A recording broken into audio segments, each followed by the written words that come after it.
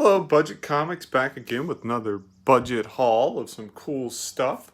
Wanted to start with another action figure. I've gotten into doing some action figure stuff lately, and this is from the Uncanny X-Men retro reissue from about 6 months to a year ago. And one thing I want to do in these hauls is I've heard some collectors say they want to get what everybody else wants. I want to get what people want, everybody else wants too, but I want to get it before they know they want it. So this figure is Dazzler in her late 80s, early 90s costume after the roller disco costume.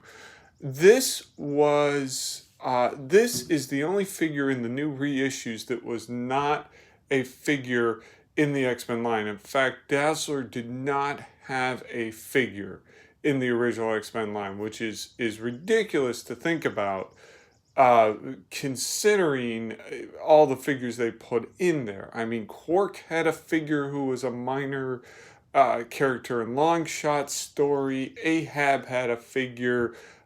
Tusk from the Dark Raiders had a figure. All these minor characters had a figure.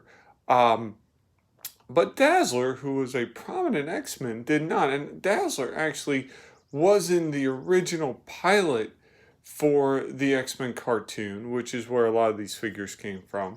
Pride of the X-Men, it's now known. And she was in that big stand-up multiplayer video game, the X-Men, that if you were in an arcade anytime in the early 90s, you played and saw. So I thought this was an interesting figure. I've seen these have basically disappeared from stores, and I actually got this one in a clearance bin. I think the going price was $20, so the buy-in's high, but I got this for $8 because nobody was buying this figure. So it's just for X-Men fans, for fans of these figures, fans of the cartoon, fans of the early 90s.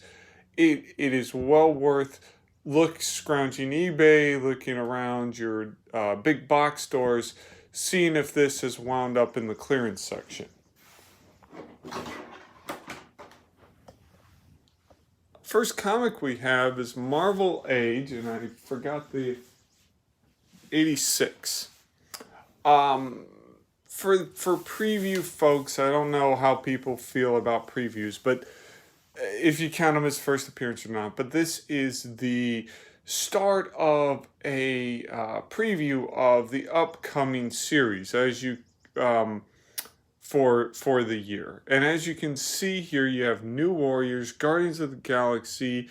Namor was having a new series come out about that time of the early 90s, RoboCop, and Ghost Rider.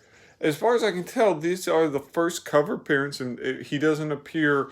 His preview, I think, is the next month, but this is the first appearance of Danny Ketch, Ghost Rider, there on the cover.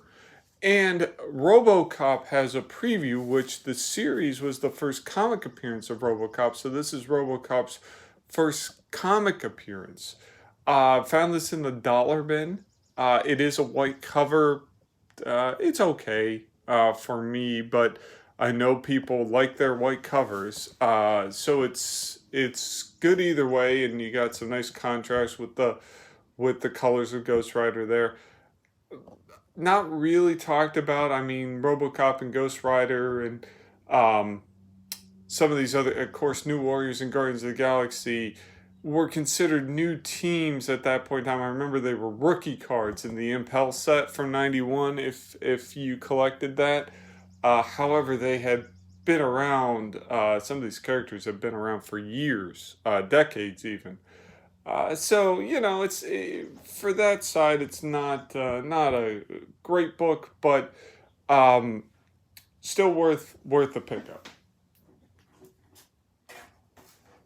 This is a little bit of movie spec for the upcoming Into the Spider-Verse sequel, Spider-Man 2099, number 4, the first appearance of the Specialist, who's kind of like a techno samurai weapons expert.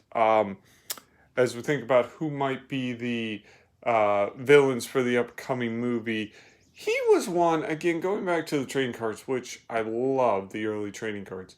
Going back to the trading cards, he was one of a special chase set of 2099 characters that kind of detailed the different heroes and enemies. So he was one of nine in that set. So he was a probably B plus villain for Spider-Man, but he was one of the first original villains, not a 2099 knockoff of another villain like Vulture or some of these other uh, enemies Spider-Man came against. So again, worth looking into, worth maybe grabbing if you find in the 50-cent dollar bin. Um, One that might still be on the racks or for cover price. This is Champions 24. And this is the current, well, I don't know if it's the current volume, but it's the current incarnation of the Champions with Miles Morales and Amadeus Cho and Viv Vision and those folks. This is one of those real life issues that it wasn't talked about a lot. This Miles Morales responds to a school shooting at his school. And it's a well done issue, but it's one of those issues that we don't talk about a lot. But for cover price or under, it might be worth the pickup. Again, I like spotlighting these books that were big at one time and aren't really big anymore. This is Green Lantern Volume 2, or Volume 3, Volume 3. 46, I don't, if you include Golden Age Green Lantern, I believe this is Volume 3. 46. This is right where Coast City, the hometown of Green Lantern, is destroyed by Mongol, and you have the turning of the cyborg Superman. You get to see his true colors come out. Sorry, spoiler alert. Um, and this was a wall book in the early 90s. This was, $15. This was on Wizard Top 10 list. This was just disappeared. It was kind of a sneaky um, book, but it's where Hal Jordan started to descend into madness. And of course, 4 issues later, he becomes Parallax, and all kinds of crazy stuff happens. So, again, for nostalgia's sake, if you find this I found this in the dollar bin. If you find it in the dollar bin, maybe worth grabbing. Next, we have Doom Patrol 70, and I actually did see this highlighted in a CBSI article a while back, and I do enjoy the Doom Patrol series that's out there on DC Universe and now on HBO Max, and I believe it even made its way on DVD. I don't know if this character will show up, but it may be a fun episode. This is the first appearance of Codpiece, who I believe he looks different in the comic book, but I believe that's supposed to be him on the cover with the ladies looking down in awe and possibly disgust. Codpiece has a huge laser cannon attached to his crotch. One of those weird characters that's been around for years and people know about him, but it's still, just a couple of dollars. It's a hard book to find because a lot of stores don't really flesh out their Vertigo Doom Patrol from the early 90s. Just not one of those that are sought after. May be able to find it in the 50-cent dollar bins. If you go online, I believe that's where I got it, and I finally found someone willing to just offer it for just a few bucks and very minimal shipping. But worth grabbing. But again, if you're looking for this in the wild, it's hard just because it's not something retailers want to take space up with. Superman Unchained #1 variant. I believe this is a 1 in 25. I got this for $9, so a little, a few bucks over cover price. This is by Bruce Timm, who of course did the animated series. As you can tell, it's sort of a golden age looking um, animated Superman, and that's because it's Bruce Timm. I just love the animated series. Again, a variant not talked about very much and can be gotten for under $10. So if you're a fan again of the animated series, if your shop has a variant bin, this was not a series that was well uh, sought after. So it'll probably be sitting somewhere in the shop. And again, probably just for around $8, $9, $10. Invincible Iron Man 109. First appearance of a few folks. It's debated whether this is the first appearance of the Soviet super soldiers or not. But this appearance of Vanguard, who we see there with a hammer and sickle. It's also a first appearance of the second Crimson Dynamo, and that's what I want to focus again. A little movie spec here. If you watch Spider-Man: Far From Home, we were introduced to the character of Dimitri, a big guy who looked like he knew his way around some weapons, with a handlebar mustache, so to speak. The second Crimson Dynamo, who becomes an ally of Iron Man, and Dimitri seemed friendly. His name is Dimitri, and he has a big hulking guy and has a handlebar mustache.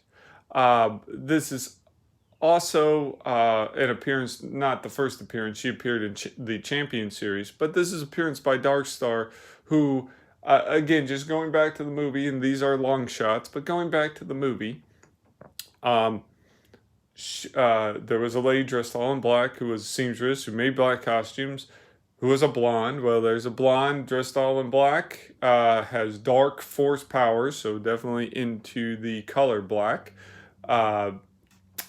Who knows? But again, this is a book. I mean, these, hundreds and up Ironmans are, few dollars in good shape. I've actually had this one for years. I think I bought it for $1.50.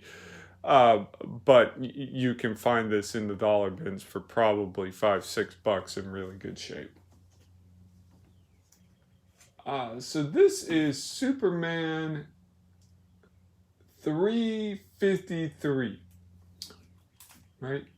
I'm sorry, I'm reading 353. This is the first appearance, as you can see down in the subtitle there.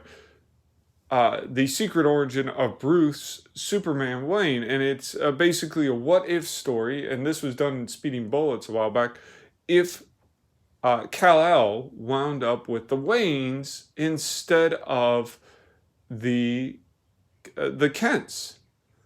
And basically, Superman lives in Gotham, and he still becomes Superman, but his name, instead of being Clark Kent, is Bruce Wayne. So it's an interesting story. This came out years before Speeding Bullets, and it's just, again, not a issue that's very talked about. And I found this for $4 or $5, which, for an 80s Superman comic is right par for course in good condition. So if you're a Superman fan, Batman fan, or just like oddities, this is worth the pickup.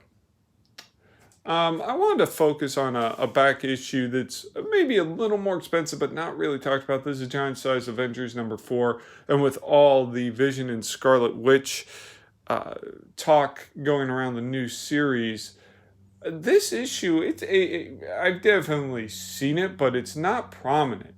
And I got this not too long ago, just a couple months ago, right before the shutdown, for I think $10 in really nice shape. And this is the marriage of Vision and Scarlet Witch, and also the marriage of Mantis and a resurrected swordsman in Kotai form, which was a alien race in the Marvel universe. I don't really pay attention to that. Really pay attention to Vision and Scarlet Witch.